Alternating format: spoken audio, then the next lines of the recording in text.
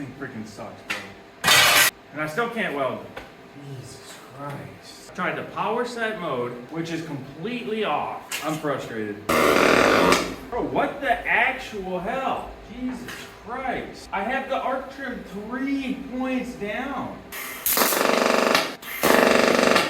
Freaking a whole day just wasted.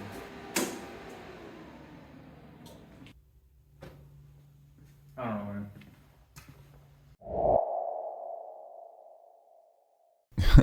Well, I'm sure we all have those days, and the pressure of this deadline was not making things any better. You know, when you promise someone that you can do something for them, and it turns out you actually can't, how do you go about explaining that to them?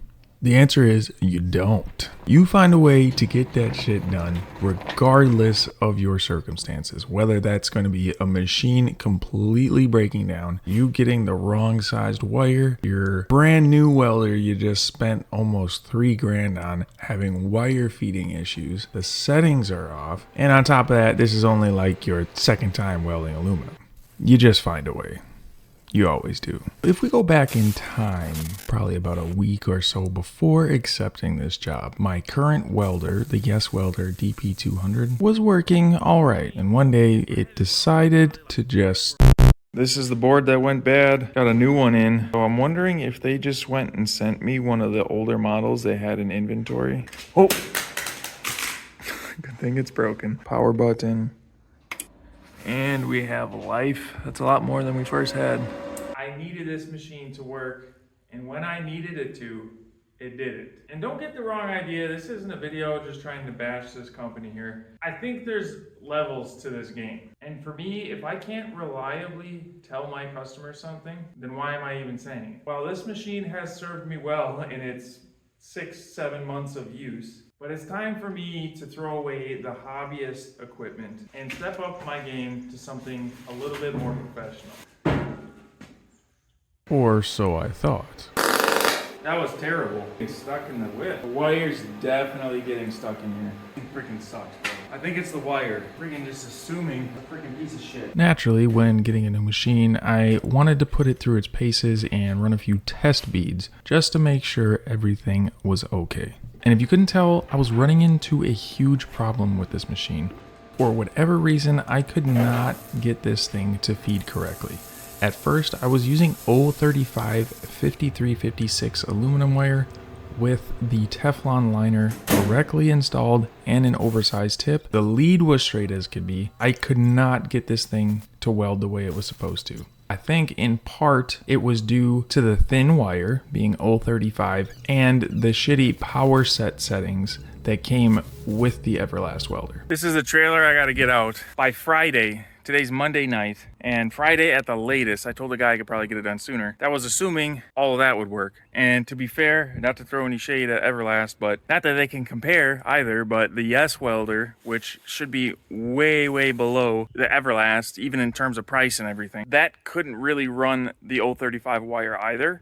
And I thought it was up with the machine, but now that both of them are having the same problem, I'm not sure. I'm just gonna say no 035 wire can be pushed without like some sort of push-pull machine or something like that. That's gonna be my personal conclusion. Maybe I can get their spool gun and run 035 that way, but I'm not gonna be able to get that spool gun in 2 days. Yeah.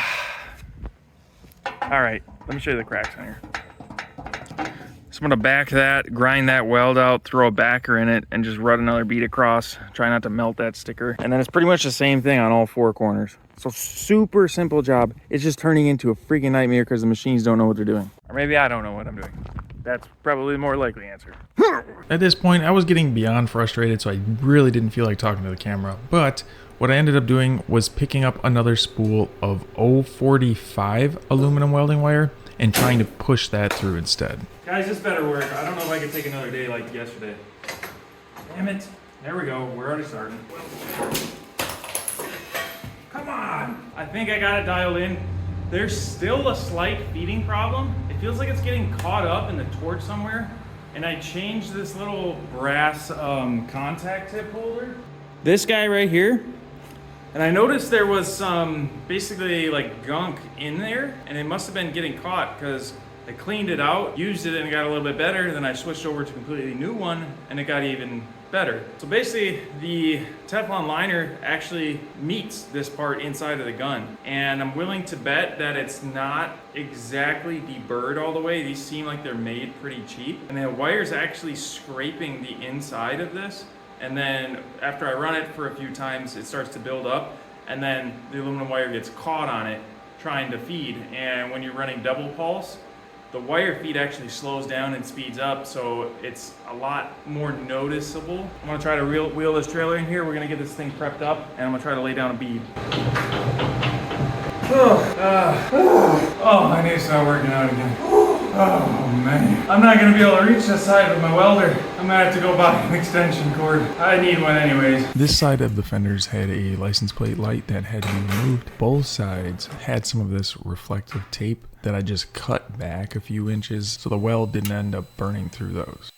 Then I ended up removing the wheel where I had to actually weld up underneath the fenders. I told the customer that I would just do a once-over inspection on the entire trailer. I meant checking out the brakes, the springs, going underneath, making sure there's no big scary surprises, other cracks. Speaking of cracks, pro tip: if you don't want your crack to spread, you can't just fill it. What you gotta do is actually drill a hole at the end of the crack, and that'll get rid of all of the sharp corners and high stress areas. Once that's drilled in, you can go ahead and fill it. Then I realigned the plate and gave her a few tacks, but I still couldn't get the settings just right. So it kind of sounded something like this. That was not that good. Way too cold. I might just grind that out and redo it.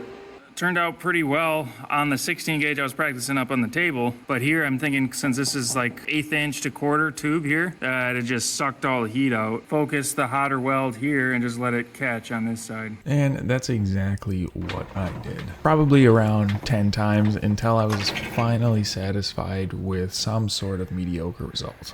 So after flipping the trailer around and bringing it back into the shop, I finally thought I had a really good hypothesis on how to get this machine to weld correctly. And I had a whole nother side to practice on. Isn't that great when customers pay you to get better at welding? After I had a decent idea of what I was doing, it was just rinse and repeat for the other side. That included grinding, wire brushing, and drilling out that crack. Much better. See, you can see up here, well, I started really cold, but as it started to heat up, everything started to flush out really nice. So maybe I just got to run it hotter. I'm just really scared to burn through this thin stuff. Hot and fast, hot and fast. So really my takeaway was run this machine as hot and as fast as you can without burning through the other side. I'm not sure why it performed as well as it did with those settings, but it did. That's what it turned out like. It's getting much better, going much hotter, much faster. The only bad thing is there's a bunch of spatter on here. Maybe that's because the wire's old, or I'm welding to whatever's in there, dirt. That's all I got for this week, guys. Go ahead, let me know down in the comments if you've tried this welder out welding aluminum and have had better luck than I had. I gotta get a truck. Watch more of my videos so I can afford a truck. Oh man.